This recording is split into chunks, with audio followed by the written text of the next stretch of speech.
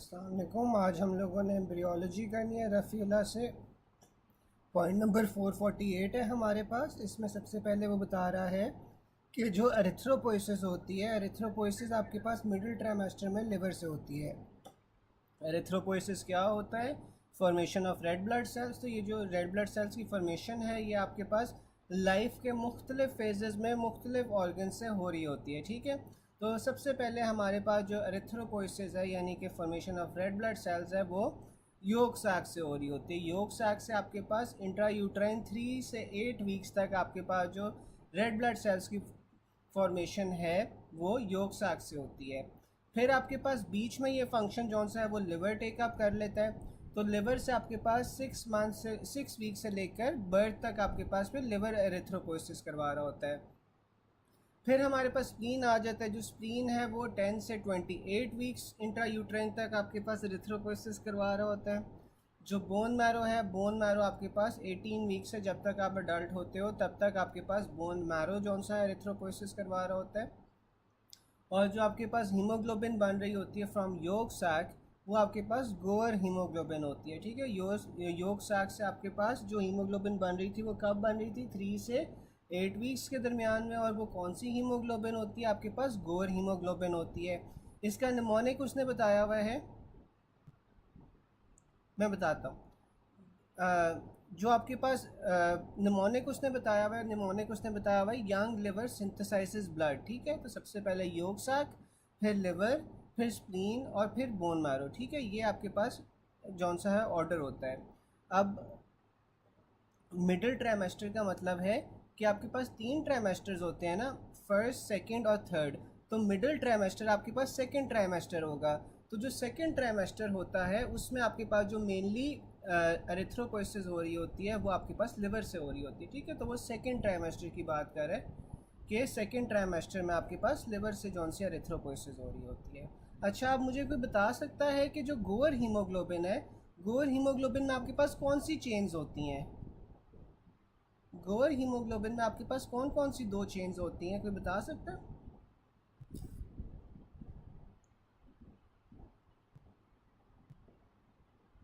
गोअर haemoglobin में आपके पास कौन कौन सी चेन्स होती हैं?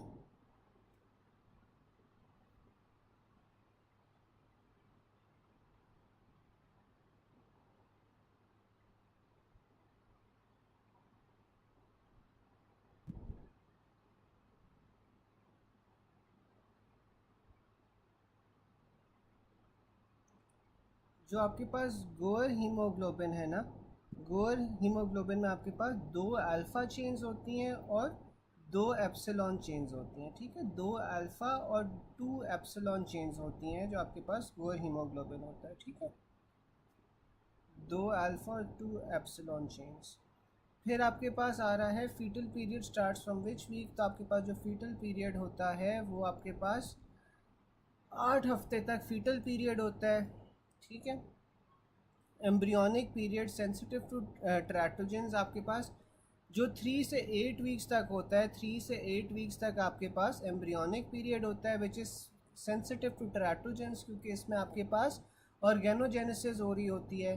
और फिर 8 वीक्स ऑनवर्ड जौन सा है ना वो आपके पास फीटल पीरियड होता है। ठीक है, तो embryonic period is from 3 to 8 weeks, जबकि फीटल पीरियड जौन सा होता है वो 8 वीक्स ऑनवर्ड होता है।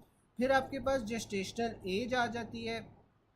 जेस्टेशनल एज होती है from first day of last menstrual period to up to date, जबकि जो एम्ब्रियोनिक एज है, एम्ब्रियोनिक एज में आप 14 days after last menstrual period up to date. ठीक है, तो जो एम्ब्रियोनिक एज होती है ना, एम्ब्रियोनिक एज में आप क्या करते हो कि जो टोटल आपके पास टाइम आ रहा होता है उसमें से आप 14 माइनस कर देते हो। ठीक है, क्योंकि वो 14 days after last menstrual period शुरू हो रही होती है। ठीक है, अच्छा, मुझे कोई बता सकता है कि 14 डेज कौन सा है ये बाद क्यों आप शुरू कर रहे होते हैं? 14 डेज बाद क्यों शुरू कर रहे होते हैं आफ्टर लास्ट मेंस्ट्रुअल पीरियड, कोई बता सकता है?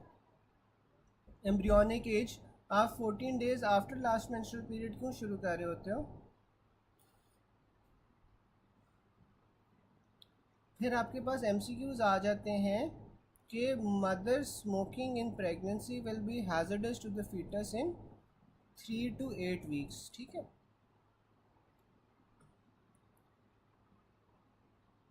बिल्कुल, जो ओव्यूलेशन होती है वो आपके पास 14 डे पे होती है, ठीक है। तो ओव्यूलेशन वाला टाइम आपने इसमें से माइनस कर देना है।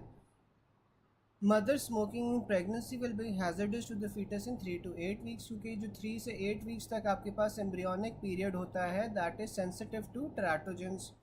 फिर आपके पास क्राउन रम्प लेंथ आ जाती है। 3 to 8 वीक्स में आपके पास क्राउन रम्प लेंथ कितनी होती है, तो वो आपके पास 10 से 15 मिलीमीटर स्क्वेयर होती है। Calculate the embryonic age if the last menstrual period is 15/11/2020 and today is 15 February 2021, तो वो आपके पास 11 वीक्स बन रही है, ठीक है। तो इसमें आप क्या करोगे, अब यहाँ पे 15 नवंबर है ना, नवंबर से दिसंबर तक आप जाओगे तो 1 मंथ हो जाएगा, दिसंबर से जनवरी तक आप जाओगे तो 2 मंथ्स हो जाएंगे, जनवरी से फरवरी तक जाओगे तो आपके पास ये तकरीबन 3 मंथ्स हो जाएंगे, ठीक है। इसमें आप सैटरडे संडेज देख लो, कैलकुलेट कर लो, तो आपके पास टोटल जौन सा होता है वो, एक सेकेंड लेट मी सी कितने दिन बन जाते हैं। ये आपके पास बन जाएंगे, ये आपके पास तकरीबन 91 डेज़ बन जाते हैं, ठीक है। अब 91 डेज़ में से आप 14 को माइनस कर दोगे तो आपके पास 77 आ जाएगा, और 77 को आप वीक्स में कन्वर्ट कर दोगे तो अप्रॉक्सीमेटली आपके पास 11 वीक्स आ जाएंगे, ठीक है। तो इस तरह आप जौन सा है वो एम्ब्रियोनिक एज कैलकुलेट कर सकते हो। जबकि जो जेस्टेशनल एज है उसमें आप 14 डेज़ माइनस नहीं करते, उसमें आप first day of last menstrual period से अभी तक जितना टाइम हुआ है वो गेस्टेशनल एज होती है, ठीक है। फिर आपके पास आ जाती है eight which stage nucleus disappears. तो आपके पास जो लेट नॉर्मोब्लास्ट होता है उसमें आपके पास न्यूक्लियस डिसअपेयर करता है। अब ये उसने एरिथ्रोपोइसिस यानी कि जो रेड ब्लड सेल्स की फॉर्मेशन है उसकी उसने स्टेजेस बताई हुई हैं कि कौन कौन सी स्टेजेस होती हैं। सबसे पहले आपके पास जो सेल्स प्रेजेंट होंगे वो साइटोब्लास्ट होते हैं। साइटोब्लास्ट के बाद आपके पास प्री नॉर्मोब्लास्ट होते हैं। अब ये जो प्री नॉर्मोब्लास्ट हैं इसमें क्या होता है, इसमें आपके पास हीमोग्लोबिन की सिंथेसिस शुरू होती है, न्यूक्लियस और न्यूक्लियोलाई दोनों प्रेजेंट होते हैं। Haemoglobin begins to synthesise, this feature is common between pro erythroblast and early normoblast, ठीक है। तो जो आपके पास हीमोग्लोबिन की सिंथेसिस है वो आपके पास प्री नॉर्मोब्लास्ट और अर्ली नॉर्मोब्लास्ट दोनों में कॉमन होती है। लेकिन अगर आपके पास एक ऑप्शन हो तो आप इसमें से कौन सा प्रेफर करोगे, कोई बता सकता है? अगर आपके पास अर्ली नॉर्मोब्लास्ट और प्री नॉर्मोब्लास्ट दोनों ऑप्शंस में हो तो आप ये जो आपके पास हीमोग्लोबिन सिंथेसिस है इसमें कौन सा प्रेफर करोगे स्टेज? अच्छा, अब ये आप देखो कि जो प्री नॉर्मोब्लास्ट है, प्री नॉर्मोब्लास्ट में आपके पास न्यूक्लियस और न्यूक्लियोलाई दोनों प्रेजेंट है, इसमें हीमोग्लोबिन की सिंथेसिस होना शुरू हो रही है। और जो अर्ली नॉर्मोब्लास्ट है, अर्ली नॉर्मोब्लास्ट में आपके पास जो न्यूक्लियोलाई है, बिल्कुल अर्ली नॉर्मोब्लास्ट हम प्रेफर करेंगे। अब इसमें जो न्यूक्लियोलाई है, न्यूक्लियोलाई आपके पास अर्ली नॉर्मोब्लास्ट स्टेज के अंदर डिसअपेयर कर रहा है, ठीक है। न्यूक्लियस तो है अर्ली नॉर्मोब्लास्ट में, लेकिन जो न्यूक्लियोलाई है वो आपके पास डिसअपेयर कर रहा है, साथ में आपके पास हीमोग्लोबिन सिंथेसिस शुरू हो रही है, ठीक है। Common feature, but if both are present in option तो आपने अर्ली नॉर्मोब्लास्ट को प्रेफर करना है। एक सेकंड,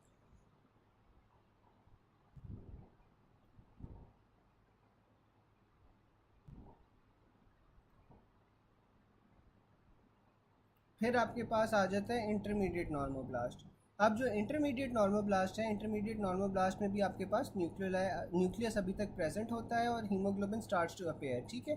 तो पीछे वाली स्टेजेस में आपके पास क्या था कि जो हीमोग्लोबिन है वो सिंथेसाइज हो रहा था। यहाँ पे जो इंटरमीडिएट नॉर्मोब्लास्ट वाली स्टेज है यहाँ पे हीमोग्लोबिन स्टार्ट्स टू अपीयर, साथ में न्यूक्लियस अभी भी प्रेजेंट होता है। फिर आपके पास लेट नॉर्मोब्लास्ट आ जाती है। जो लेट नॉर्मोब्लास्ट वाली स्टेज है इसके अंदर आपके पास न्यूक्लियस जौन सा है वो डिसअपेयर कर जाता है और इसमें आपके पास मैक्सिमम हीमोग्लोबिन की प्रोडक्शन हो रही होती है।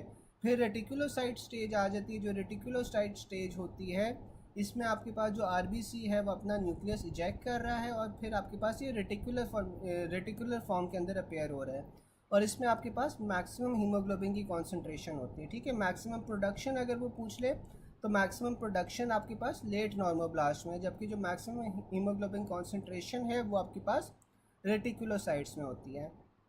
फिर आपके पास एरिथ्रोसाइट आ जाते हैं।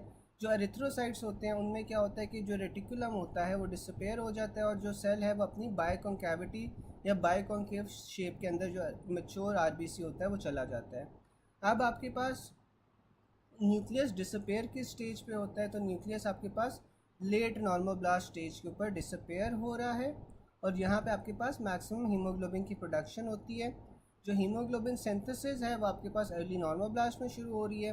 Maximum haemoglobin concentration in which stage of erythroblastosis, तो आपके पास वो मैक्सिमम हीमोग्लोबिन कॉन्सेंट्रेशन जौन सी होती है वो रेटिकुलोसाइट स्टेज में होती है, जबकि जो मैक्सिमम प्रोडक्शन है वो आपके पास लेट नॉर्मोब्लास्ट में होती है।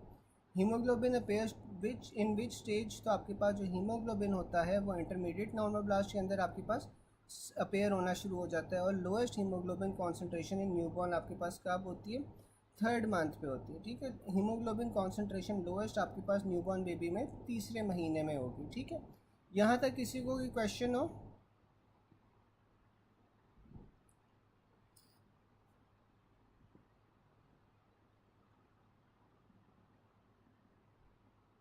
यहाँ तक किसी को कोई क्वेश्चन?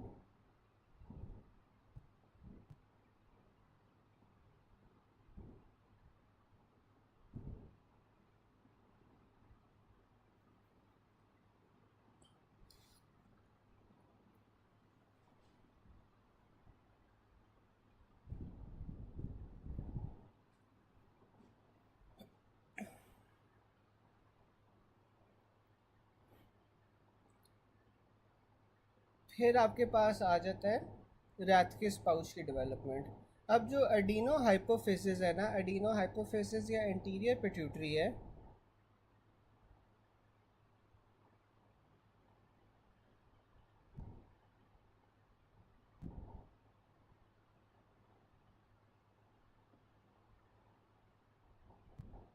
हाँ आप सही कह रहे हो डॉक्टर सबीहा कि आपके पास जो गोवर वन होता है और गोवर टू होता है। जो जो गोवर टू होता है उसमें आप ये भी सही कह रहे हो कि दो जीटा दो एप्सिलॉन होता है, जो वन होता है उसमें दो अल्फ़ा दो एप्सिलॉन होता है, सही कह रहे हो।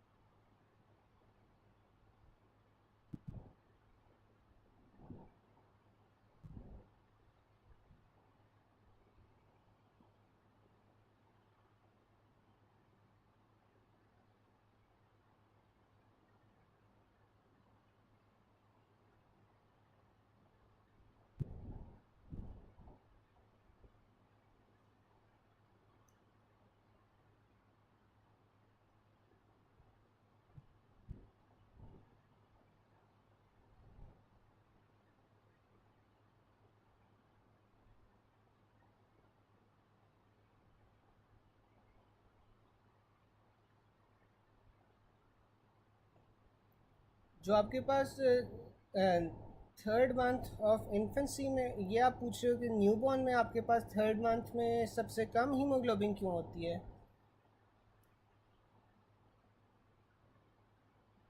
जो आपके पास न्यूबॉर्न होता है ना, इसके अंदर आपके पास फीटल हीमोग्लोबिन होता है, ठीक है, एच बी एफ होता है, और जो एच बी एफ है ना उसकी हायर एफिनिटी होती है for oxygen than adult haemoglobin. ठीक है, अब बर्थ के बाद ना आपके पास जो हीमोग्लोबिन एफ है वो डिक्रीज़ होना शुरू हो जाता है और वो रिप्लेस होना शुरू हो जाता है हीमोग्लोबिन ए से। ठीक है, और इस वजह से ये जो ट्रांजिशन होती है ना, इन ट्रांजिशन के दरमियान में जो सबसे कम कॉन्सेंट्रेशंस होती हैं वो आपके पास थर्ड मंथ में आ रही होती है, क्योंकि this is a transit period between H B F और एच बी ए। ठीक है, तो इस वजह से इस पीरियड के ऊपर आपके पास सबसे कम हीमोग्लोबिन होती है। ठीक है,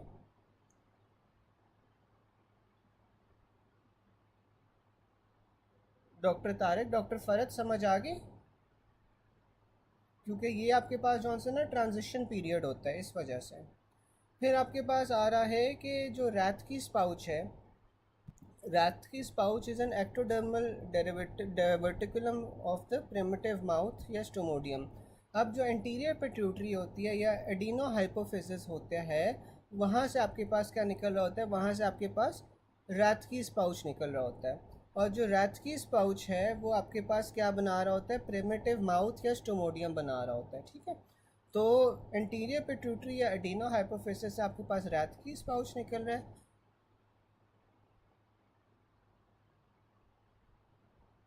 उससे आपके पास रात की स्पाउच निकल रहा है, और रात की स्पाउच से आपके पास कौन सा है वो प्रिमिटिव माउथ बन रहा है, ठीक है। रिज़ल्ट तो मुझे नहीं पता कब आएगा, रिज़ल्ट अमूमन अभी 2 वीक्स तो लगते हैं रिज़ल्ट आने में। अभी तो आप लोगों के पेपर ख़त्म हुए हैं, तो अभी आई थिंक 2 वीक्स तो लगेंगे रिज़ल्ट आने में, जो लोग पिछली अटैम्प्ट का पूछ रहे हैं। अच्छा, फिर आपके पास आ जाता है anterior pituitary gland is derive from Rathke's pouch, ठीक है। It also comes as development of anterior pituitary gland is from the out pouching of the stomodeum या प्रिमिटिव ओरल कैविटी। अगर बोथ इन ऑप्शंस होंगे तो आपने आउट पाउचिंग ऑफ स्टोमोडियम को prefer करना है ओवर रातकीस पाउच, ठीक है। तो जो इंटीरियर पिट्यूटरी है उसकी डेवलपमेंट आपके पास किस तरह हो रही है, तो जो इंटीरियर पिट्यूटरी है उसकी आपके pass out pouching of stomodeum से डेवलपमेंट हो रही है, ठीक है। अगर वो नहीं है तो फिर आपने रातकीस पाउच को सिलेक्ट करना है। फिर आपके पास फिजियोलॉजिकल हेर्निएशन आ जाती है।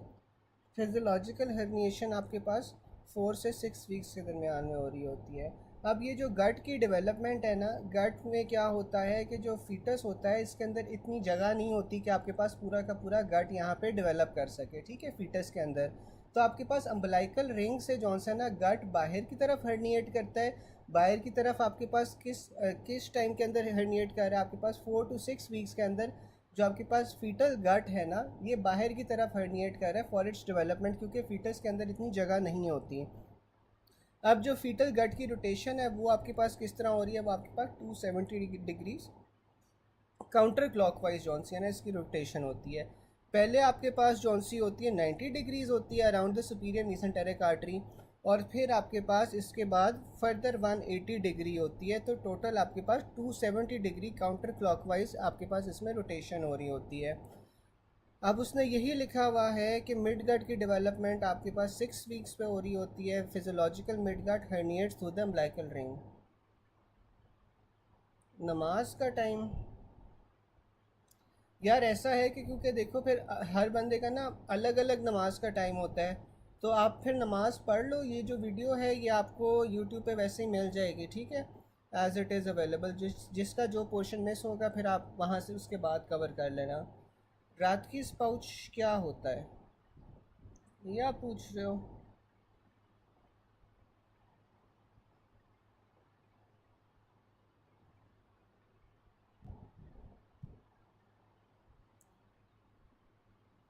अब जो रात की पाउच है ना ये आपके पास पिट्यूटरी ग्लैंड के डेवलपमेंट में होता है, ठीक है। ये आपके पास एक्टोडर्म की एक इन्वेजिनेशन हो रही होती है जो कि आपके पास एम्ब्रियोनिक ओरल कैविटी बना रही होती है, ठीक है। तो रात की पाउच से आपके पास ये स्टोमोडियम बन रहा होता है, और स्टोमोडियम आपके पास जो प्रिमिटिव ओरल कैविटी होती है ना उससे कहते हैं, ठीक है। अच्छा, अब इस तरह है कि आप लोगों ने ना ये एम्ब्रियो के लिए, मैं आप लोगों को कह रहा हूँ कि एम्ब्रियो के लिए ना हम सेशन के बाद ना एक मीट वाला सेशन रख लिया करेंगे यूट्यूब के बाद, जिसमें मैं आपको डायग्रामेटिकली जौन से ना चीज़ें समझा दिया करूँगा, क्योंकि एम्ब्रियो जौन से जब तक आप देखोगे नई चीज़ें तो आपको समझना थोड़ा मुश्किल हो जाएगा, ठीक है।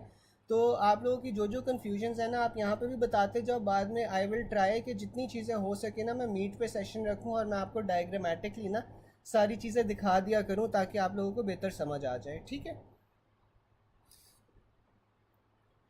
तो जो रैथ की स्पाउच होती है ना, रैथ की स्पाउच बेसिकली आपके पास एक प्रोट्रूजन होती है एक्टोडर्म की, जहाँ से आपके पास ये प्रिमिटिव माउथ या स्टोमोडियम जो सा होता है ना वो बन रहा होता है। अच्छा, फिर आपके पास ये था रोटेशन ऑफ मिड गट में। अब जो मिड गट है वो पहले 90 डिग्रीज रोटेट करता है around the superior mesenteric artery और वाइट लाइन डक्ट, और फिर 10th वीक के ऊपर आपके पास ये जो हर्निएटेड इंटेस्टाइनल लूप्स होते हैं ना ये अब्डोमिनल कैविटी के अंदर वापस चले जाते हैं, ठीक है। तो ये टोटल आपके पास पहले 90 डिग्री हर्निएशन होती है, फिर 180 डिग्री हर्निएशन होती है, काउंटर क्लॉकवाइज हो रही होती है around the superior mesenteric artery और वाइट लाइन डक्ट की आपके पास रोटेशन हो रही होती है।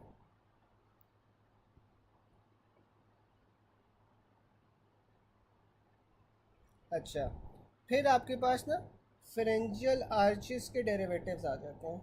अब जो फेरेंजियल आर्चिस के डेरिवेटिव्स हैं इसमें क्या क्या आपके पास चीज़ें आ रही हैं। सबसे पहले आपके पास फर्स्ट फेरेंजियल आर्च आ रही है। फर्स्ट फेरेंजियल आर्च कौन सी होती है, इसमें आपने याद रखना है कि फर्स्ट आर्च इज़ मैक्सिमल, ठीक है। तो जो पहली आर्च होती है दैट इज़ मैक्सिमल। इसमें आपके पास जो आर्टरी आती है, आर्टरी पहले आती है आपके पास मैक्सिलरी आर्टरी, और इसमें आपके पास नर्व जौन सी आएगी वो आपके पास आएगी मैक्सिलरी ब्रांच ऑफ ट्राइजेमिनल और साथ में मैंडिबुलर ब्रांच ऑफ ट्राइजेमिनल। ठीक है, तो आपको पता है कि जो ट्राइजेमिनल नर्व होती है उसकी 3 ब्रांचेज होती हैं, एक ऑप्थेल्मिक होती है, एक मैक्सिलरी होती है, एक मैंडिबुलर होती है। ठीक है, तो जो आर्टरी इससे डिराइव हो रही है ना, वो आपके पास मैक्सिलरी आर्टरी हो रही है, क्योंकि फर्स्ट आर्च इज मैक्सिमल, इसका निमोनिक है। और फिर आपके पास जो नर्व्स हैं वो आपके पास मैंडिबुलर और मैक्सिलरी नर्व साथ में आ रही हैं। मसल्स आपके पास कौन से आ जाएंगे, मसल्स ऑफ मास्टिकेशन आ जाएंगे, माइलोहायोइड आ जाएगा, और साथ में इंटीरियर बेली ऑफ डायगैस्ट्रिक होगा। फिर इसमें जो आपके पास बोन्स और कार्टिलेजेस होंगी वो भी आपके पास एम से ही आ रही होंगी, मैक्सिला आ गई, फिर मैक्सिला जाइगोमैटिक बोन आ गई जो आपके पास होती है, फिर आपके पास famous part of temporal bone होगी, मैकल्स कार्टिलेज होगी, मैलियस इंकस होगी जो कि मिडल ईयर की बोन्स हैं, और साथ में मैंडिबुलर प्रोसेस होगा। तो ये सारी चीज़ें आपके पास फर्स्ट आर्च से डिराइव हुई होती हैं। फिर आपके पास सेकंड आर्च आ जाती है। जो सेकंड आर्च है उसमें आपके पास जो की वर्ड है वो एस है। तो सेकंड आर्च के अंदर आपके पास स्टेपीडियल आर्टरी आ जाती है। ठीक है, और साथ में आपके पास नर्व कौन सी होगी, फेशियल नर्व होगी। अब फेशियल नर्व कौन कौन से मसल्स को सप्लाई करती है, तो वो वाले सारे मसल्स आ जाएंगे, फेशियल मसल्स ऑफ एक्सप्रेशन आ जाएंगे। फिर आपके पास पोस्टीरियर बेली ऑफ डायगैस्ट्रिक होगी, स्टाइलोहायोइड होगा और स्टेपीडियस होगा। ठीक है, तो ये आपके पास सारे मसल्स आ जाएंगे। लिगामेंट कौन सा होगा आपके पास, स्टाइलोहायोइड लिगामेंट होगा। अब आप ये देखो कि जो इंटीरियर बेली ऑफ डायगैस्ट्रिक थी, इंटीरियर बेली ऑफ डायगैस्ट्रिक आपके पास फर्स्ट आर्च से डराइव हो रही थी, जो पोस्टीरियर बेली ऑफ डायगैस्ट्रिक है वो सेकंड आर्च से हो रही थी। फिर आपके पास स्टाइलोहायोइड स्टेपीडियस मसल आ जाता है। ठीक है, अब स्टेपीडियस मसल जौन सा होता है वो किस बोन को कंट्रोल कर रहा होता है, वो स्टेपीज बोन को कंट्रोल कर रहा होता है। स्टेपीज बोन आपके पास मिडल ईयर के अंदर होती है, और इसे नर्व कौन सी सप्लाई कर रही होती है, फेशियल नर्व सप्लाई कर रही होती है। और अगर नर्व टू स्टेपीडियस आपके पास इंजर हो जाए तो फिर क्या होता है, मुझे कोई चैट बॉक्स में बता सकता है? अगर नर्व टू स्टेपीडियस इंजर हो जाएगी तो फिर क्या होगा?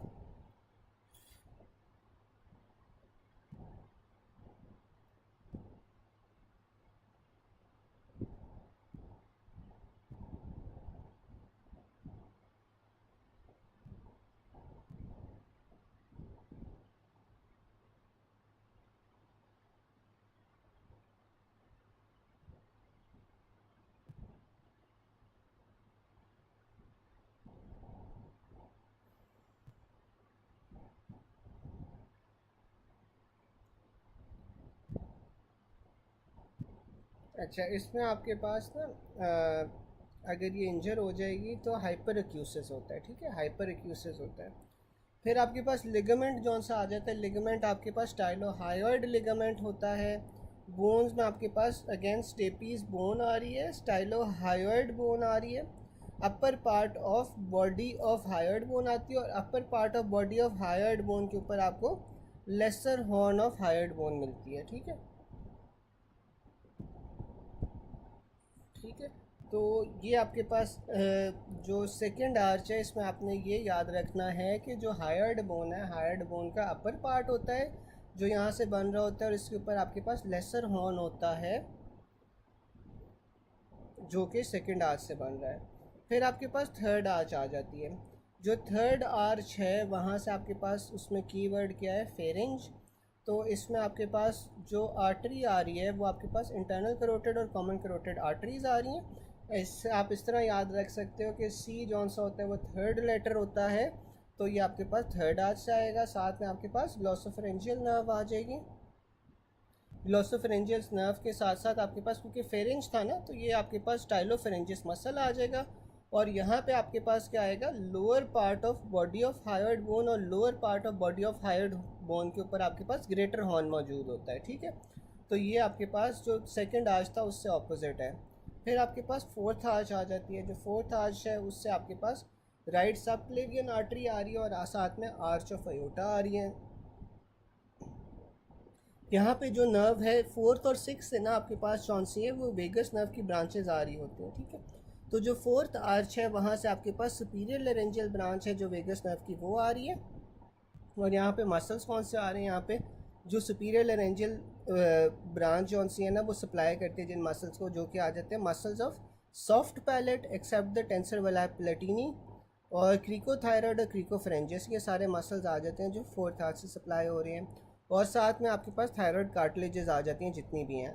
और सिक्स्थ हार्ट से आपके पास जो सा है वो डक्टस आर्टरियोसिस बनता है, राइट और लेफ्ट पल्मरी आर्टरीज बन रही हैं जो कि उनके प्रॉक्सिमल पार्ट्स हैं। साथ में आपके पास वेगस नर्व की जो रिकरेंट लेरेंजियल ब्रांच है ना, वो सिक्स्थ आर्च से आ रही है। और इसमें आपके पास जितनी भी इंट्रिंसिक मसल्स बेरिंग्स के हैं वो सारे आ जाते हैं एक्सेप्ट द क्रिकोथायरॉयड मसल। और साथ में ईसोफेगस के भी जो मसल्स हैं ना, वो भी आपके पास सिक्स्थ आर्च से बन रहे होते हैं। कार्टिलेजेस अगेन आपके पास थायरॉयड कार्टिलेजेस आ जाती हैं। अब आपके पास अगला पॉइंट आ रहा है alcoholic mother with facial hypoplasia. Facial hypoplasia है तो आपके पास ये फर्स्ट आर्च का डिफेक्ट होगा। अब जो फोर्थ और सिक्स्थ आर्चेज हैं वो आपके पास वहाँ से थायराइड कार्टिलेजेस बनती हैं। पेटर्न डक्टस आर्टरियोसिस, पेटर्न डक्टस आर्टरियोसिस, साथ में आपके पास जो प्रॉक्सिमल पार्ट्स थे राइट और लेफ्ट पल्मरी आर्टरीज थे, ये आपके पास कहाँ से आ रहे हैं, लेफ्ट सिक्स्थ एयोर्टिक आर्च से। सेकेंड फेरेंजियल आर्च का क्या डेरिवेटिव था, ये एस से हमने याद किया था, स्टाइलोहायड लिगामेंट होता है। साथ में आपके पास सेकेंड आर्च से आपके पास styloid process of temporal bone बनती है। फेशियल नर्व जौन सी है वो भी आपके पास सेकेंड फेरेंजियल आर्च से डिराइव हो रही थी, which among these is a derivative of third branchial arch. तो थर्ड फेरेंजियल आर्च या ब्रेंकियल आर्च से आपके पास क्या आ रहा था, स्टाइलोफेरेंजियस मसल आ रहा था, क्योंकि ये हमने ग्लोसोफेरेंजियस नर्व थी, स्टाइलोफेरेंजियस मसल था, ये हमने फेरिंग्स से याद किया था। फिर आपके पास आ रहा है रिकरेंट लेरेंजियल नर्व, इस डेरिवेटिव ऑफ विच आर्च, तो रिकरेंट लेरेंजियल नर्व आपके पास सिक्स्थ आर्च की डेरिवेटिव्स हैं। जो मैक्सिलरी आर्टरी है वो फर्स्ट आर्च की डेरिवेटिव है। अब आपके पास आ जाता है जो स्टाइलोहायोइड है। स्टाइलोहायोइड आपके पास किस तरह डिराइव होता है, आपके पास फेशियल नर्व से, जबकि आपके पास जो स्टर्नोहायोइड है, स्टर्नोहायोइड एंसा सर्वाइकैलिस से। ठीक है, अच्छा, फेशियल हाइपोप्लेजिया फर्स्ट आर्च से कैसे, ठीक है। अब मुझे कोई बता सकता है कि फेशियल हाइपोप्लेजिया में क्या होता है।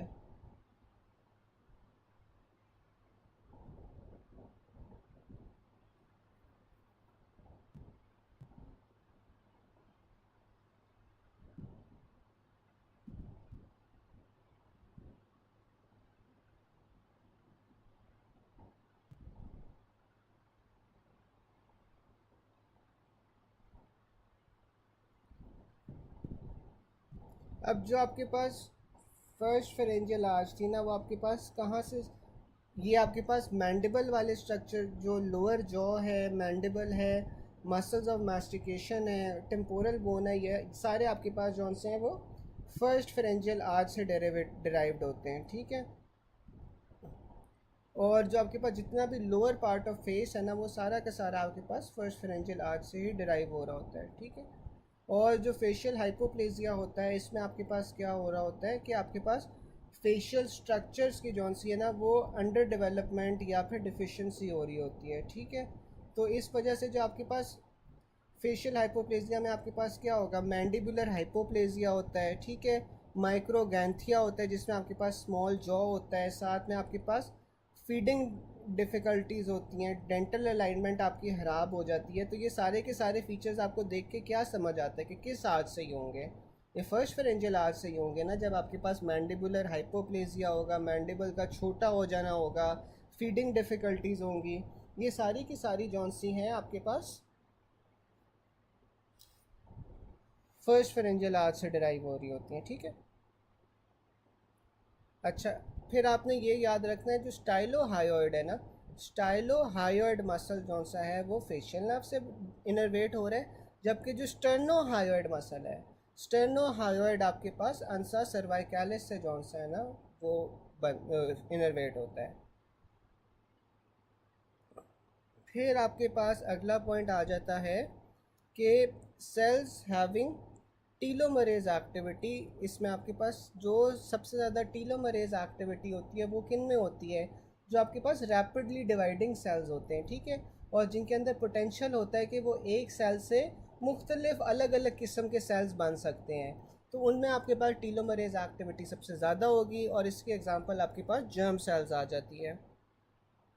Primordium germ sales derive from, आपके पास जो प्राइमोडियम जर्म सेल्स होते हैं वो किसके डेरिवेटिव्स होते हैं, वो आपके पास एक्टोडर्म के डेरिवेटिव्स होते हैं। अगर एपीब्लास्ट होगा तो आपने एपीब्लास्ट को प्रेफर करना है, ठीक है। इससे पहले ना, बिफोर वी रीड आगे, आप ये देख लो कि आपके पास जो डेवलपमेंट होती है ना, डेवलपमेंट में सेकंड वीक में आपके पास एक बायोलेमिनर जर्म डिस्क होती है, ठीक है।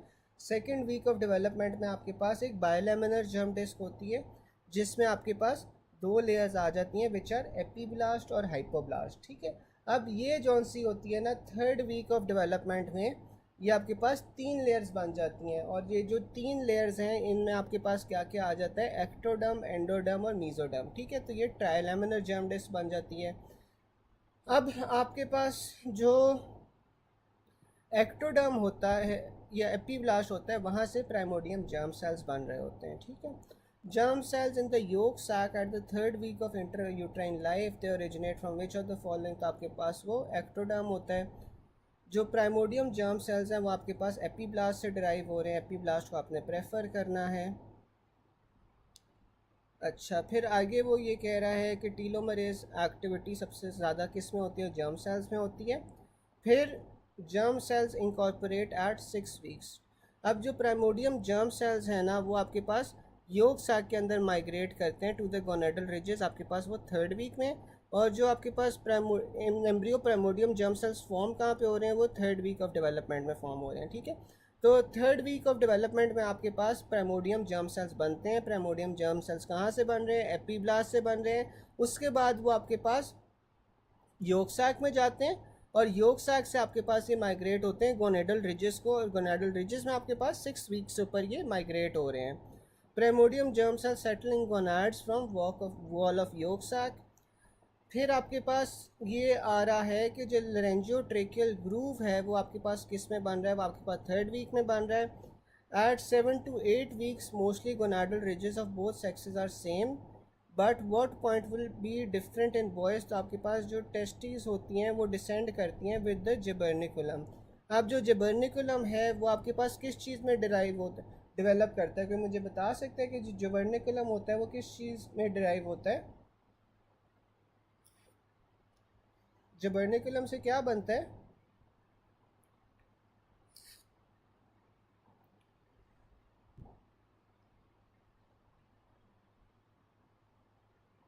कोई बता सकता है।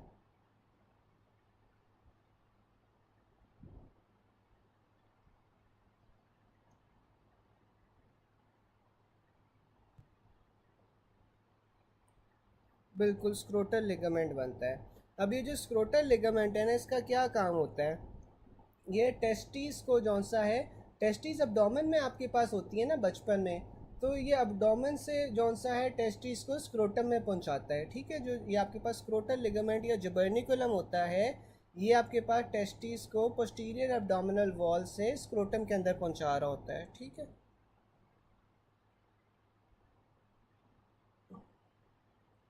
फिर आपके पास आ जाता है the undifferentiated germ cells formed in the basal compartment of seminiferous tubules are called type A spermatogonia, ठीक है। अब ये जो टाइप ए, ये जो सेमिनिफरस ट्यूब्यूल्स हैं, ये क्या होता है, ये आपके पास बेसिक फंक्शनल यूनिट होता है टेस्टिस का, जहाँ पे आपके पास स्पर्म की प्रोडक्शन हो रही होती है, ठीक है।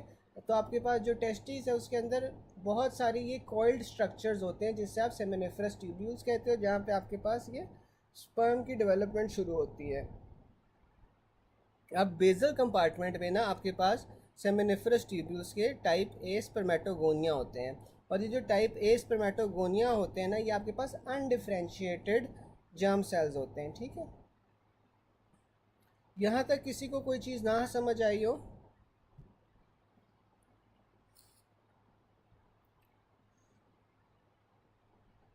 यहाँ तक किसी को कोई ना चीज़ समझ आई हो।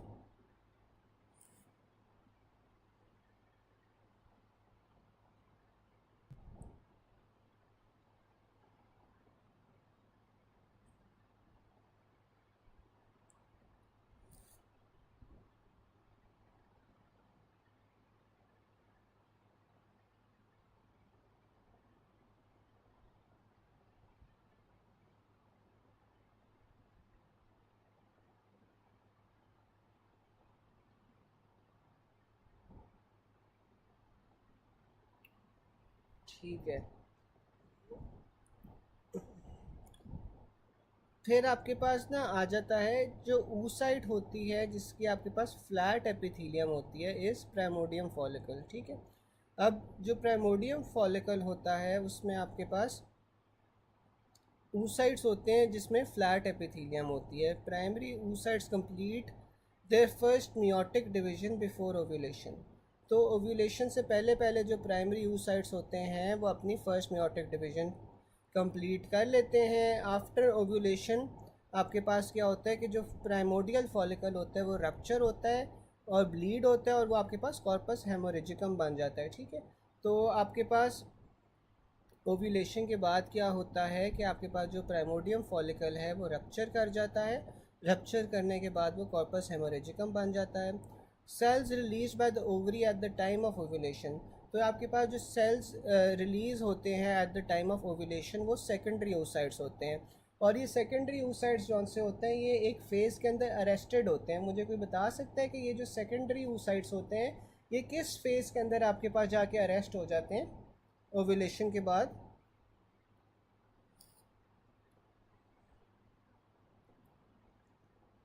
जो सेकेंडरी oocytes होते हैं वो ओव्यूलेशन में किस फेज़ पे आपके पास अरेस्ट होते हैं?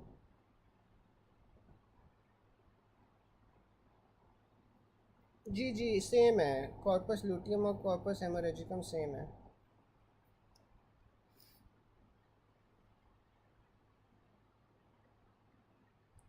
अच्छा, कोई और बता सकता है कि जो सेकेंडरी oocytes होते हैं वो किस फेज़ में अरेस्ट होते हैं?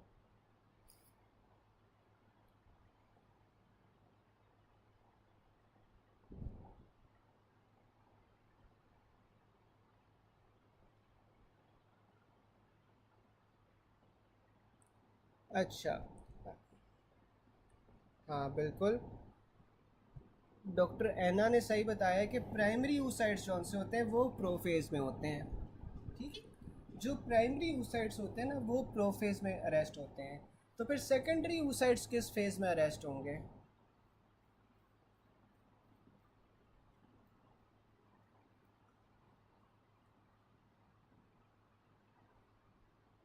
प्राइमरी oocytes आप सही कह रहे हो कि प्रोफेज के अंदर होते हैं, बिल्कुल मेटाफेज के अंदर होते हैं। ठीक है ना।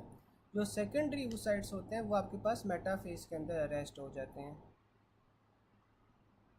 जी जी बिल्कुल सही कह रहे हो आप, मेटाफेज के अंदर अरेस्ट होते हैं।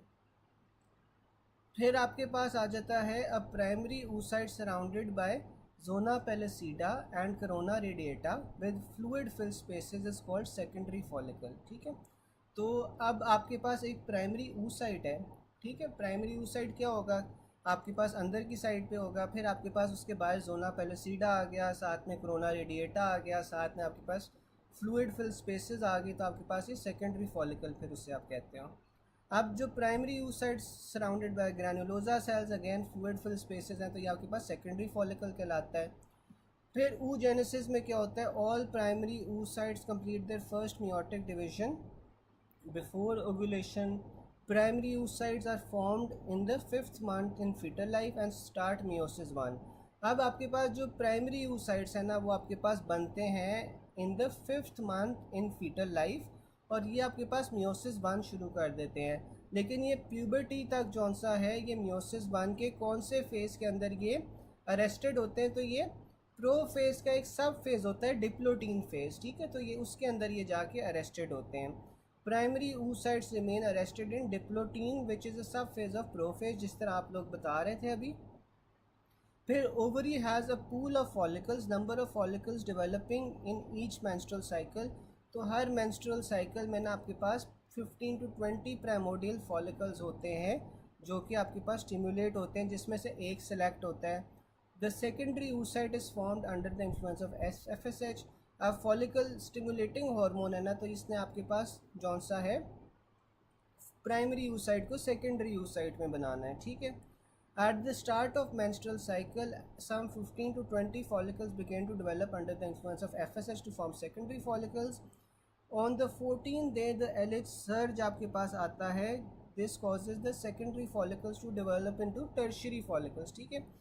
तो अब आपके पास मेंस्ट्रुअल साइकिल के शुरू में ना आपके पास 15 से 20 प्राइमरी फॉलिकल्स होते हैं जो FSH के अंदर आपके पास सेकेंडरी फॉलिकल्स बनते हैं, और जो सेकेंडरी फॉलिकल्स होते हैं वो आपके पास टर्शरी फॉलिकल्स या ग्राफियन फॉलिकल्स में कब कन्वर्ट होते हैं? 14 डे जब आपके पास ओव्यूलेशन हो जाएगी, अंदर से एग रिलीज़ हो जाएगा, तो वो आपके पास फिर एक टर्शरी फॉलिकल पीछे बच जाता है। Haploid number of chromosomes with haploid DNA आपके पास स्पर्मेटिड्स में मिलते हैं। The primary oocyte after first maturation division produces 1 oocyte and 1 polar body. तो जो आपके पास प्राइमरी oocyte होता है पहली मैचुरेशन डिवीजन के बाद या पहली मेयोटिक डिवीजन के बाद एक सेकेंडरी oocyte बनाता है, साथ में एक पोलर बॉडी बनाता है। स्पर्म की पेनिट्रेशन के लिए उसे कौन कौन सी लेयर्स को क्रॉस करना पड़ता है? तो उसे कोरोना रेडिएटा को, जोना पेलिसिडा को और oocyte मेम्ब्रेन को क्रॉस करना पड़ता है।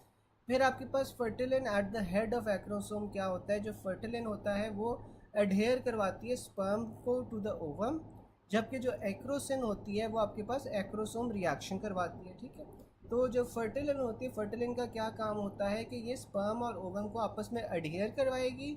जो एक्रोसिन होगा, एक्रोसिन आपके पास एक्रोसोम रिएक्शन करवाएगी। Fertilin is a sperm surface protein with an essential role in fertilization. It is required for the migration of spermatozoa through the oviduct for binding the zona pellucida and for efficient binding of the to the plasma egg membrane. फिर आपके पास primitive streak mesoderm आपके पास migrate through the anterior abdominal wall around the cloaca. अब जो आपके पास primitive streak mesoderm होता है, ये अभी आप सुन लो बस, सही है। जो प्रिमिटिव स्ट्रीक मेसोडर्म है ये मैं आपको मीट सेशन पे ना डिटेल से बता दूंगा ताकि आपको समझ आ जाए। अब जो आपके पास प्रिमिटिव स्ट्रीक मेसोडर्म है ना, वो आपके पास माइग्रेट कर रहा है to the interior abdominal wall around the cloaca. अगर ये आपके पास रप्चर हो जाए मेसोडर्म का क्रेनियली, तो ये आपके पास एक्टोपिक एनल ओपनिंग प्रोड्यूस करता है। एक्टोपिक एनल ओपनिंग क्या होती है कि जो नॉर्मल एनल ओपनिंग होती है ना आपकी, उसके बजाय एक एक्टोपिक एनल ओपनिंग बन जाती है। और अगर तो ये आपके पास माइग्रेशन जौन सी होती है वो कॉर्डली रप्चर कर जाए, तो कॉर्डली रप्चर करने से आपके पास ब्लैडर की एक्स्ट्रोफी हो जाती है। ब्लैडर की एक्स्ट्रोफी में क्या होता है कि ब्लैडर जौन सा है वो अम्बिलिकल वॉल से बाहर निकल आता है। ठीक है, तो मेसोडर्म का अगर क्रेनियली डिफेक्ट है तो आपके पास एक्टोपिक एनल ओपनिंग होगी, अगर कॉर्डल डिफेक्ट है तो आपके पास एक्स्ट्रोफी ऑफ ब्लैडर होगी। ठीक है, urothelium in the following condition will have great chances to convert into carcinoma. तो अगर आपके पास ब्लैडर की एक्स्ट्रोफी हुई है, ब्लैडर आपके पास एब्डोमिनल वॉल से बाहर आपके पास ग्रो किया हुआ है, तो उसमें आपके पास कैंसर होने के चांसेस फिर ज़्यादा हो जाते हैं। ठीक है, यहाँ तक आई थिंक हम लोग कर लेते हैं। फिर मैं आप लोगों को ना मीट का सेशन अभी शेयर करता हूँ, उसमें जितना आज हमने किया हुआ है ना ये एक बार डिस्कस कर लेते हैं ताकि एटलीस्ट जितना आप लोगों ने किया हुआ है वो आपको अच्छी तरह समझ आ जाए। ठीक है, बाकी फिर हम कल कर लेंगे। ठीक है, तो मैं ना आप लोगों को मीट का सेशन शेयर कर रहा हूँ, उसमें फिर हम ये चीज़ें डिस्कस कर लेते हैं सारी। ठीक है, अल्लाह हाफ़िज़।